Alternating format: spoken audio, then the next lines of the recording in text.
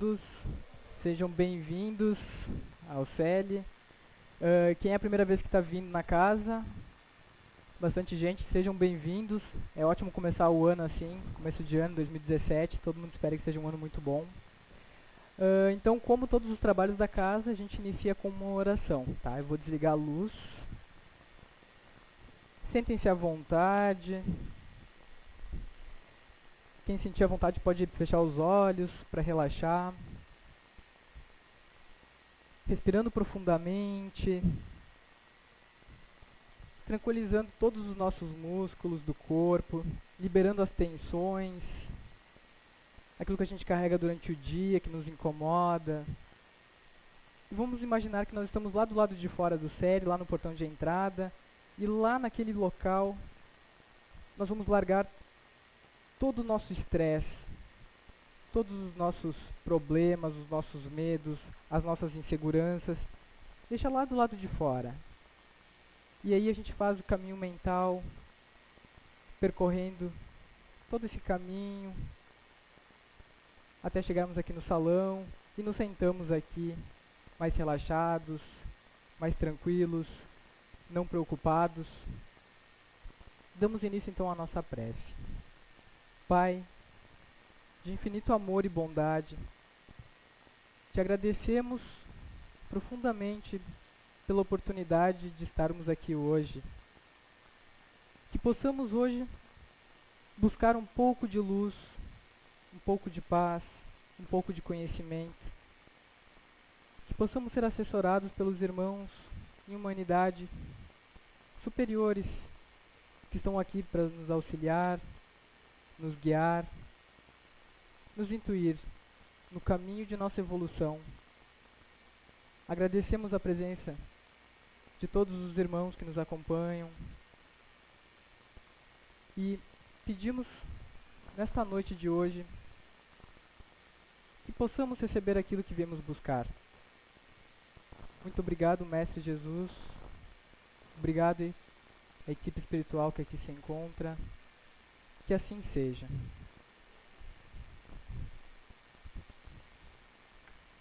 Bom, mais uma vez boa noite. O tema de hoje será sobre o capítulo 2, tá, do Evangelho segundo o Espiritismo, Meu Reino Não É Deste Mundo. Mais especificamente sobre o ponto de vista. Eu já de propósito deixei aqui um pouquinho antes uma figura. Não sei se alguém já observou a figura e tal, começou a dar uma olhada, até apareceu um aviso ali. Aí o que a gente enxerga nessa figura? Se a gente observar ela bem rápido, a gente consegue ver que tem uma raposa, tem umas aves lá em cima e várias árvores, né? E se eu contar pra vocês que existem algumas coisas ocultas nessa figura, alguns rostos, algumas imagens a mais, vocês começam a encontrar essas outras imagens? Vocês perceberam, por exemplo, que ali em cima tem um rosto, ali tem outro rosto, lá no canto também. Com a luz ligada fica um pouco mais difícil, mas eu fiquei procurando algumas e eu encontrei, se eu não me engano, umas 17. Só para vocês terem uma ideia, eu vou pular aqui. Ó, em todos esses lugares que eu sinalizei, é um rosto, é um animal, é uma figura que tem nessa imagem. Bom, como a palestra de hoje é sobre o ponto de vista, tentei ver nessa figura dessa forma, que o nosso ponto de vista, ele está diretamente relacionado com o nosso conhecimento, com a visão de mundo que a gente tem, ela é relacionada com o que a gente conhece, com aquilo que nós aprendemos ao longo da vida, com aquilo que nós estamos preparados para ver. Quando a gente observa primeiramente, eu não falei nada da figura, a gente olha ali aquilo que está à mostra. No momento em que eu comentei para vocês que tinha alguma coisa escondida, alguma coisa oculta na imagem, a nossa percepção já começou a mudar. E a gente já começou a encontrar alguns rostos a mais, que antes a gente não enxergava ali. E é dessa forma, é isso que fala o capítulo Ponto de Vista. Que o ponto de vista nosso, ele é alterado de acordo com o nosso conhecimento, de acordo com o que a gente adquire de pensamentos para fazer uma reinterpretação daquilo que a gente vivencia. Né? É interessante que muitas vezes a gente age de determinadas formas acreditando ser certo. E passa a vida inteira agindo de uma forma, determinada forma. E se alguém nos perguntar por que a gente age assim, o que a gente fala? Ah, eu sempre fiz assim. Né? Ou vai dizer assim, meu pai fazia assim. Até me lembro de uma história que a garotinha estava observando a mãe preparar um peixe. E ela observou que depois da mãe limpar o peixe, ela cortava o peixe no meio e botava na frigideira ali para fritar o peixe. E ela perguntou, mãe, por que tu corta ali o peixe no meio? Ela falou, eu não sei, mas a tua avó fazia assim já. Ela chegou lá, ô vó, por que tu cortava o peixe no meio para fazer ele frito? Eu não sei, tua bisavó fazia assim. Aí ela falou, ô bisa, por que tu cortava o peixe no meio para fritar ele na frigideira? Aí ela falou, olha, porque a frigideira era muito pequena e não cabia o peixe inteiro. Aí eu cortava ele no meio para fazer. Aí as outras aprenderam e foram sempre fazendo daquela forma, até que alguém questionou e perguntou por que é feito dessa forma. E a gente é assim no nosso dia a dia, não é apenas essa historinha, um exemplo. Um exemplo até real que existe, não sei se vocês conhecem a história do teclado QWERTY. O teclado QWERTY é aquele teclado que todo mundo conhece, é aquele teclado que a gente utiliza no dia a dia, nos computadores, notebooks, até aquele teclado virtual do nosso celular, ele é no formato QWERTY. Por que é QWERTY? Porque as teclas de cima do teclado, sabe, lá no cantinho, começa com Q, aí depois vem W, depois vem o E, o R, o T e o Y. Por isso que é QWERTY. E aí, por que o teclado é dessa forma? Se a gente for se perguntar, né, ele não tem uma lógica, ele não é em ordem alfabética, A, B, C, D, ou as vogais num canto, todos juntos, não. Ele é todo de forma meio aleatória. Aí eu fui tentar pesquisar por que ele é dessa forma, por que ele é assim. Aí pesquisando eu descobri que quando tinha aquelas máquinas de datilografar, elas eram muito pesadas e no começo as pessoas digitavam devagar, né? Tec, tec. E aí as pessoas começaram a fazer cursos de datilografia e elas começaram a digitar mais rápido. E elas digitando mais rápido, o que aconteceu? Isso gerou um problema. Porque aquelas máquinas, como é que elas funcionavam? Quando tu teclava uma tecla, saía um negócio de metal que batia numa fita e aí marcava aquela letra. E quando tu digitava muito rápido, duas teclas quase ao mesmo tempo, ia dois pedaços de metal e batiam. E aquilo lá trancava. Quando eu falo sobre máquina de escrever, eu entrego a minha idade, né? Mas aí trancava aquele negócio lá, e aí a pessoa tinha que ir lá fazer com o dedo, puxar assim para ela voltar. E aí o que eles fizeram? Para resolver esse problema de as pessoas estarem digitando muito rápido e estar trancando a máquina de escrever, eles desenvolveram um teclado que prejudicasse a digitação da pessoa. Como que eles fizeram isso? Eles analisaram quais eram as letras que mais se utilizava e colocaram elas na mão que a gente tem menos habilidade, claro, tirando quem é canhoto, mas proporcionalmente existem mais destros, na mão esquerda, no dedo mindinho, que é o que a gente tem menos habilidade. A gente teria mais habilidade com o indicador. Então o A, ele fica nesse dedo aqui, lá no canto, o A. A gente usa A, a letra que mais se utiliza em todas as palavras, vai no dedo piorzinho da mão piorzinha.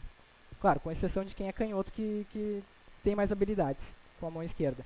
E aí tu vai ver as outras vogais, elas se encontram lá em cima. O O, por exemplo, é com o minguinho, com o dedo lá em cima, tem que botar para cima ainda. Então, é uma dificuldade que foi gerada no passado, porque o problema das máquinas que trancava, e a gente usa hoje. O teclado até hoje, a gente continua utilizando. Tem algum problema hoje? Não. Poderia ser desenvolvido um novo teclado que ficasse mais prático, o Azinho no dedo indicador, por exemplo. Mas a gente continua repetindo todo o processo sem se perguntar às vezes por quê, né? E, de certa forma, o espiritismo, ele vem porque a gente mude o nosso ponto de vista, né? Uma coisa que a gente aprende com o espiritismo, basicamente, acredito ser a primeira, assim, uma das bases, é a respeito da reencarnação. A reencarnação, diz lá no Evangelho do Espiritismo, que ela tem um impacto muito grande na moralização das pessoas.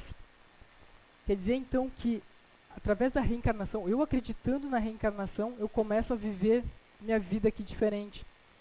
Porque imaginem, se a gente não acreditasse na reencarnação, né, a nossa vida seria apenas essa vida. Então, eu tenho que aproveitar, mas é aproveitar de maneira material. Eu preciso aproveitar ao máximo o material, porque eu não acredito no espiritual, não acredito em reencarnação. E como é que é aproveitar a maneira ao máximo o material? Bom, eu não estaria aqui dando palestra no centro espírita, né? E vocês não estariam aqui ouvindo, a gente não estaria buscando talvez algum atendimento, a gente estaria buscando outras coisas.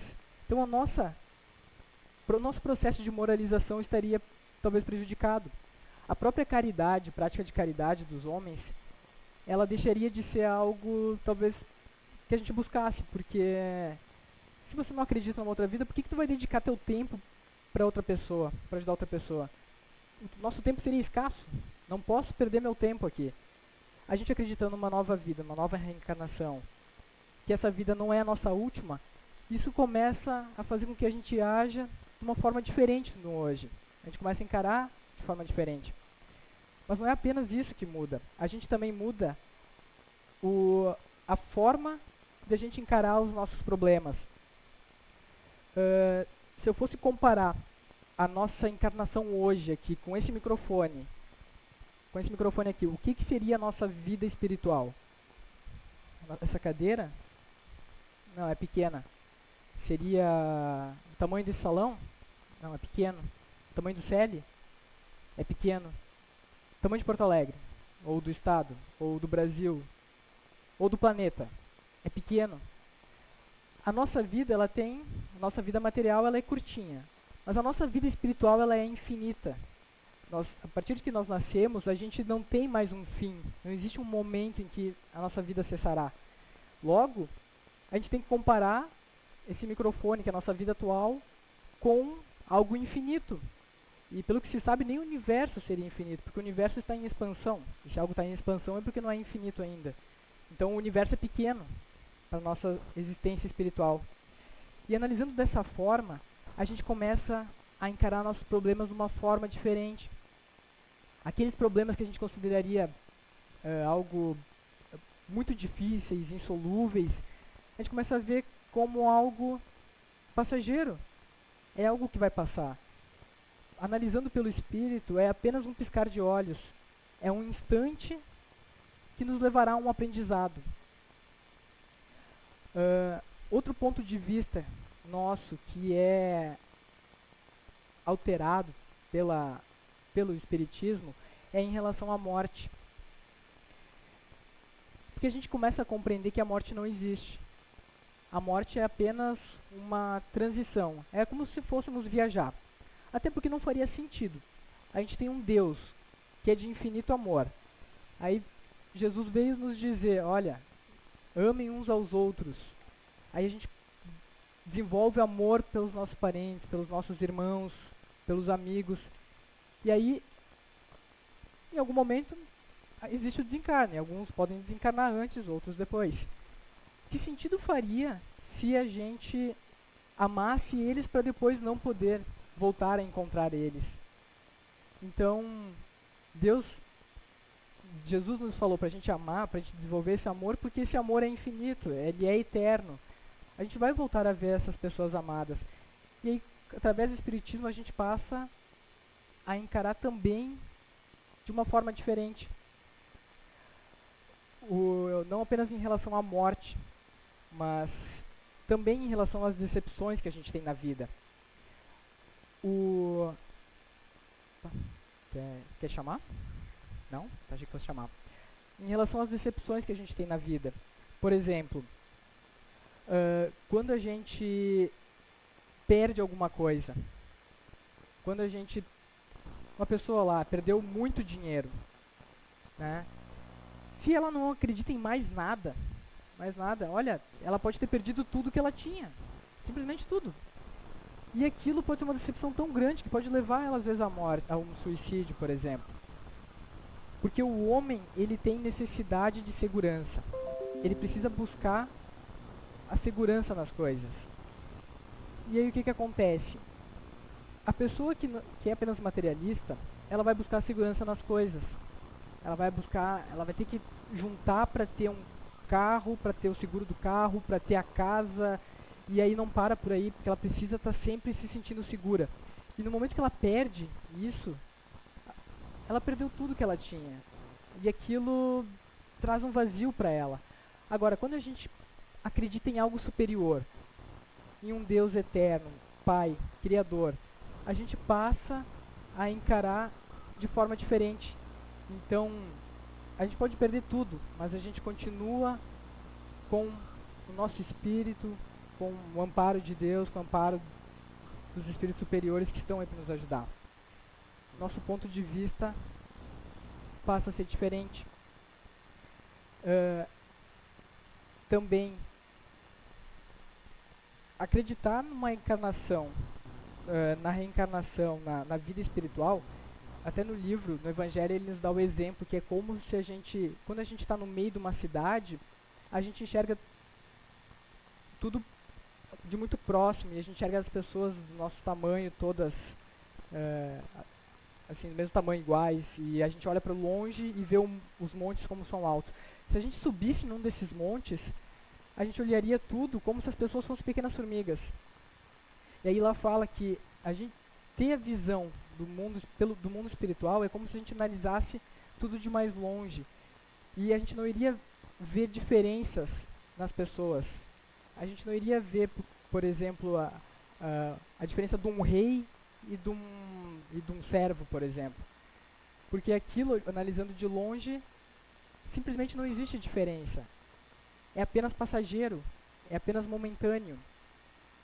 Então, isso é uma visão que o Espiritismo nos traz. Em relação até quando eu falei em ver reis e os reis do passado, a própria palavra reencarnação, ela estava na Bíblia, né? Ela estava na Bíblia, mas aí o que aconteceu? O Império Romano, ele perseguia muito as pessoas, os cristãos. Eles perseguiam antes de se tornar a religião do Império Romano. Perseguia esses cristãos. E aí aconteceu que num período, num concílio de Constantinopla, Justiniano se juntou lá, se reuniu com os papas, com o papa da época, e junto com a Teodora, que era a esposa dele. E essa Teodora, ela tinha um passado, nessa mesma encarnação dela, ela tinha mandado matar todas as pessoas que conheciam ela, porque ela era uma cortesã. E ela mandou matar todos aqueles ali porque ela não queria que soubessem do passado dela. E aconteceu que, lendo na Bíblia, ela percebeu que ela ela tinha se comprometido muito, porque lá falava em reencarnação. Ela havia feito muitas coisas erradas. Ela ficou morrendo de medo de que aquelas pessoas reconhecessem ela em outras vidas. E aí ela mandou, nesse concílio, que tirassem a palavra reencarnação da Bíblia. Foi em 553 depois de Cristo. E aí eles retiraram a palavra reencarnação da Bíblia, né? E isso, de certa forma, por que o Justiniano, que era o imperador da época, também aceitou? Porque aquilo ali fazia com que ele mantivesse o poder dele. Porque no momento em que a gente começa a observar que a nossa experiência atual, ela é apenas momentânea, ela é passageira, e o fato da gente hoje ser rei, ou ser um servo, ou no passado isso, né? Mas ou hoje, por exemplo, a gente ter vindo rico, ou ter vindo pobre, ou de uma raça ou de outra, ou a gente começa a perceber que isso não faz diferença para as pessoas. Então, sem saber disso na reencarnação, aquela época as pessoas olhavam para eles, ele é rei, bom, ele é rei porque ele tem que ser rei, por aí, e deixa por assim. Hoje, a gente começa a ver que não existe diferença, são apenas momentos em que um espírito pode passar para adquirir um conhecimento. Também em relação à reencarnação, ao conhecimento espírita, eu gosto de questionar em relação aos preconceitos. Como que ficam os preconceitos quando a gente passa a ter a visão espírita? Porque eu penso assim, quando eu vejo uma pessoa que é um pouco preconceituosa, eu penso, olha, ela não deve entender muito de espiritismo. Porque a gente ser preconceituoso com alguma coisa a gente não parou para pensar que a gente tem encarnações futuras, ou tivemos encarnações passadas, e a gente pode vir a ser daquela maneira como hoje nós somos preconceituosos, ou já fomos no passado. Então, um momento, uma experiência na riqueza, ela é momentânea. A gente pode vir uma encarnação como rico e outra reencarnação como pobre. Isso sempre de acordo com as necessidades que nós temos para aprender. O que nós precisamos aprender naquele momento, é dessa forma que nós vamos vir aqui para buscar esse conhecimento. Às vezes são dificuldades, são coisas que nós precisamos vencer. Ninguém ganha a cruz mais pesada do que pode carregar, né? E também, um questionamento até, que foi feito, né, que é feito porque, assim, se a gente vive muito no mundo espiritual, né, se torna uma pessoa mais espiritualizada, será que o mundo material, o que a gente vive hoje, não sucumbiria? Isso não seria muito perigoso para o mundo material? Aí o Kardec fala que qual é o homem que, sentindo que tem um espinho na mão, não tem vontade de tirar o espinho da mão? Ele quer dizer assim, qual é o homem que não busca o conforto, o bem-estar? Isso é intrínseco nosso. A gente é assim, a gente vai sempre buscar o conforto, o bem-estar, tá um pouco melhor. Então não é perigoso que a gente compreenda, que a gente busque mais a espiritualidade, com medo de que, olha, se eu for muito espiritualizado, eu vou esquecer de tudo, eu vou largar minhas responsabilidades. Isso não existe. Até porque se a gente for mais espiritualizado, o que vai acontecer? A gente vai aprender a lidar de forma diferente com as coisas. Nós nos tornaremos menos apegados às coisas. Que nem aquela historinha, né, que tinha um viajante, ele estava, sei lá, indo escalar uma montanha, e aí ele precisava se refazer das energias, e ele encontrou uma casinha lá ao longe.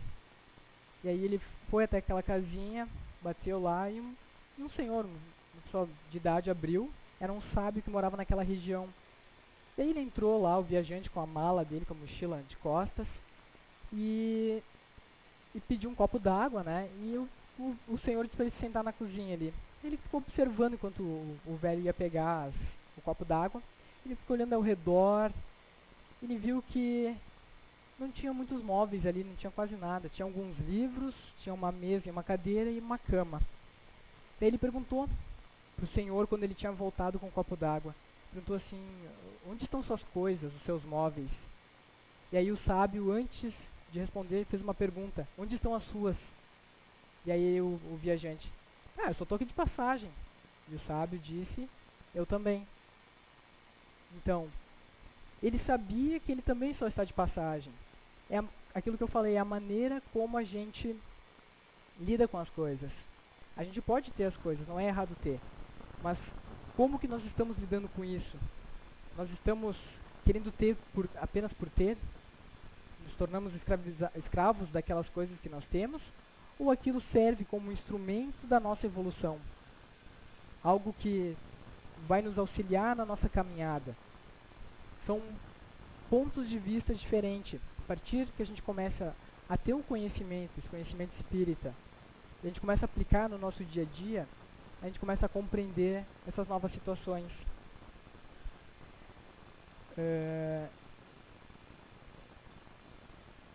A gente também passa a compreender um pouco a respeito da ação e reação.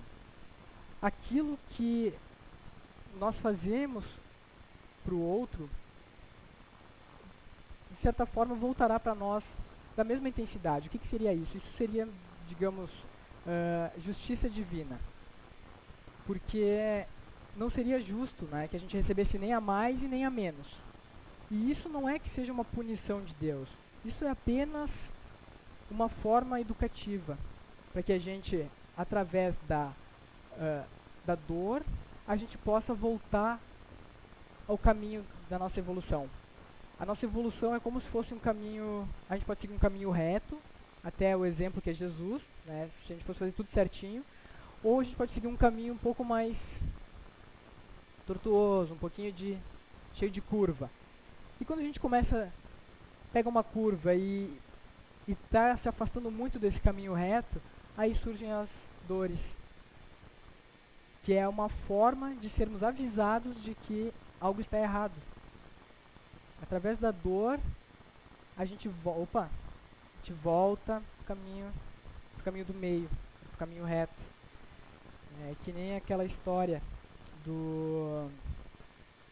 Tinha um jovem chinês, né, na China, que o sonho dele era ter um cavalo. Ele queria muito ter um cavalo. Só que ele era muito pobre, ele não podia ter esse cavalo. E aí um dia ele estava sentado na calçada, na frente de casa, e aí passou a cavalaria do exército ali do povoado. E nessa cavalaria tinha lá no fundo um cavalinho, um potrinho, que não conseguia acompanhar o ritmo dos demais cavalos. E aí o que estava à frente lá, o general, desceu do cavalo, chegou pro menino e falou assim: tu quer esse cavalinho? Ele não consegue acompanhar os demais cavalos. Se tu quiser eu dou pra ti. Ele falou: sim, eu quero. E aí ele ganhou um cavalinho. Aí apareceu quem ali? O vizinho. O vizinho apareceu na cerca ali, deu uma espiada, ficou olhando, observando tudo, né? E aí chegou e comentou pro pai, assim, do guri: ah, o seu filho é um menino de muita sorte. Aí o pai: sorte ou azar? Só o tempo dirá. Ele não entendeu muito bem isso, o vizinho voltou pra casa. E aí o menino ficou muito feliz, começou a cuidar desse cavalo. Esse cavalo foi crescendo, o menino também foi crescendo. Até que um dia o cavalo fugiu de casa. E aí quem apareceu ali? Tava espiando. O vizinho tava olhando. E aí chegou pro pai e falou: ah, seu filho é um menino de muito azar. Sorte ou azar, só o tempo dirá. O vizinho também sem entender muito, né? Porque tinha acabado de perder um cavalo. O guri tinha acabado de perder um cavalo. Voltou pra casa. E aí um tempo depois esse cavalo retornou com uma manada de cavalos. Muitos cavalos selvagens que não tinham donos voltaram junto com esse cavalo. E aí o menino voltou a ter muitos cavalos. E aí o vizinho lá espiando de novo: ah, seu filho é um menino de muita sorte. Porque ele tinha perdido o cavalo e o cavalo voltou com muitos cavalos. E o pai falou que é sorte ou azar, só o tempo dirá. E aí o menino começou a adestrar os cavalos, que eram cavalos selvagens, né? E ele começou a cuidar desses cavalos para que eles fossem amansados. E aí, numa dessas tentativas e tal, de amansar o cavalo, ele caiu e ele quebrou a perna. Aí o vizinho de novo, o vizinho que ficava sempre espiando, olhando tudo, olhou assim: ah, seu filho é um menino de muito azar. Ele voltou com os cavalos, ele ganhou vários cavalos selvagens, foi cuidar dos cavalos e quebrou a perna. E aí o pai falou: sorte ou azar, só o tempo dirá. E o menino colocou a perna quebrada. Após um tempo estourou uma guerra no povoado. Todos os jovens daquela idade foram chamados para a guerra, menos o menino, porque ele estava com a perna quebrada. E aí então o vizinho aparece, né, e fala: ó, esse menino de muita sorte, ele não foi para a guerra porque estava com a perna quebrada. E aí a gente começa a perceber o que o pai queria dizer com sorte ou azar, ou só o tempo dirá. Todos os fatos na nossa vida que a gente pode analisar como sorte ou azar, ou como algo de bom ou algo de ruim, eles sempre vão depender daquilo que vem depois, daquilo que está concatenado. No momento atual é difícil da gente analisar porque a gente não sabe o futuro. Mas se a gente for analisar daqui para frente, daquilo que passou, a gente vai observar. Então, é exatamente aquilo que a gente pode ver, né, que eu tinha comentado das dificuldades que a gente tem na vida. Será que aquilo que nos trouxe, por exemplo, para um centro espírita foi um momento de azar? Ou será que foi um momento de sorte? Pode ser que aquele momento de dor, algo complicado, se traduza em muito conhecimento, em uma forma diferente de ver a vida, num ponto de vista diferente. Talvez aquilo que a gente achava que era ruim não seja tão ruim, e seja apenas para fazer com que a gente volte, saia daquela curva e volte para a estrada reta. buscando a nossa evolução, o nosso caminho, sempre seguindo o exemplo, né, de Jesus, que veio aqui até nós nos ensinar a respeito da vida espiritual, a respeito de como nós devemos nos portar como seres humanos. Então, isso é bem interessante a gente poder analisar e compreender dessa forma, ter um ponto de vista diferente. E também tem outra história que é que tinha um sábio e um discípulo caminhando numa estradinha longa. E aí eles avistaram lá uma casinha bem humilde, bem simples. Eles chegaram até aquela casinha e resolveram entrar naquela casinha para ver como é que eles viviam naquele local. E aí bateram lá na porta, abriu um senhor de idade, bastante cansado, né, com o rosto bastante com expressões no rosto. E aí ele perguntou para eles quantos que moravam ali naquela casa. E ele falou: moro eu, minha esposa e meus 2 filhos. E aí o sábio perguntou: e como é que vocês fazem para viver? A gente tem uma vaquinha ali fora.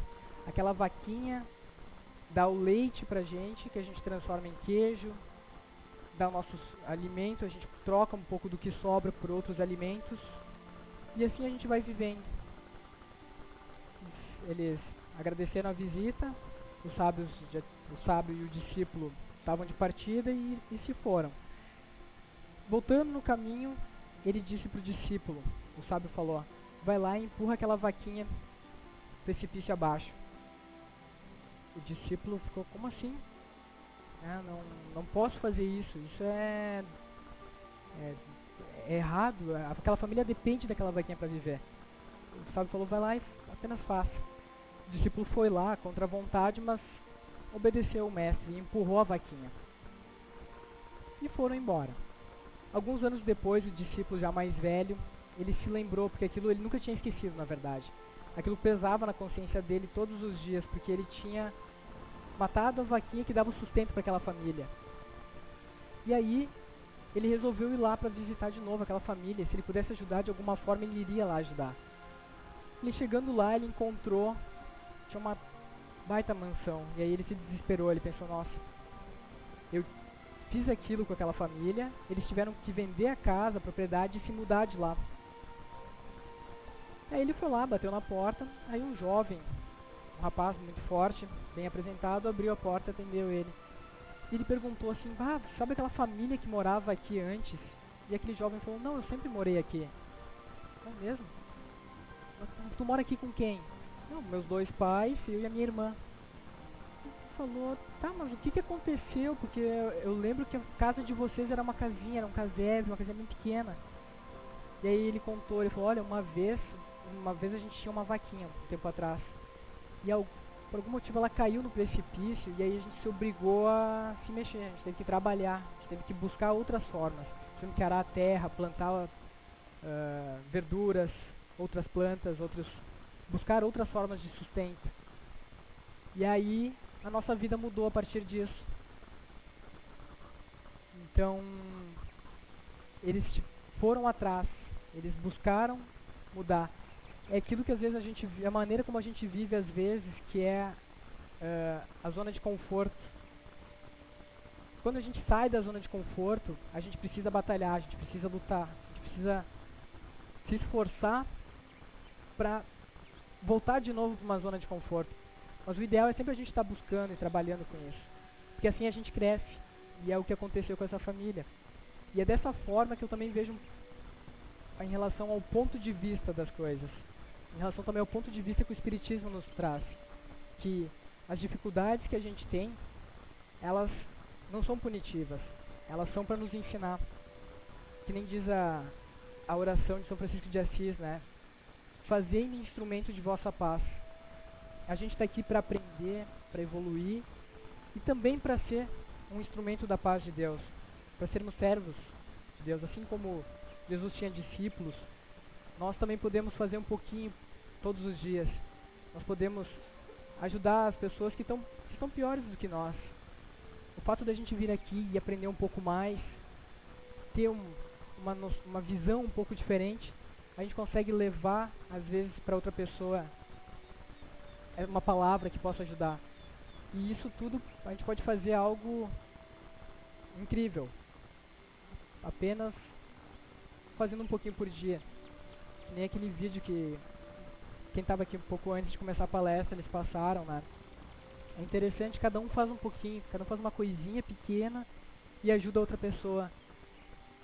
E isso tudo se torna algo grandioso, isso tornaria nossas vidas muito mais simples e mais fáceis. E eu sou bastante otimista, porque a gente está passando agora por um momento de transição planetária, como eles dizem, né? E estamos rumo a um período melhor. Para chegar nesse período melhor, existe assim um período de, digamos, de limpeza, né? Que nem quando a gente vai limpar a casa. Quando a gente vai limpar a casa parece estar mais ou menos suja. Quando a gente começa a limpar a casa, a gente realmente vê que a casa está suja. Ela está mais suja do que parecia. Aí depois de levantar aquela poeira toda, a casa volta a ficar limpa. Então, a gente pode ser os vetores, as pessoas que vão botar a mão na massa para tornar essa casa mais limpa, para ajudar, auxiliar o mundo. Cada um fazendo um pouquinho. Essa é a visão que a gente tem e é o ponto de vista do Espiritismo. Então, em relação ao capítulo, seria isso que eu tinha para trazer para vocês, em relação ao ponto de vista. Eu vou agora terminando minha palestra. Acho que hoje não tem passe coletivo, né? Não tem passe coletivo hoje porque é plantão, os grupos mediúnicos não estão fazendo. Eu vou passar então para a Fran, vai continuar. Vou dar um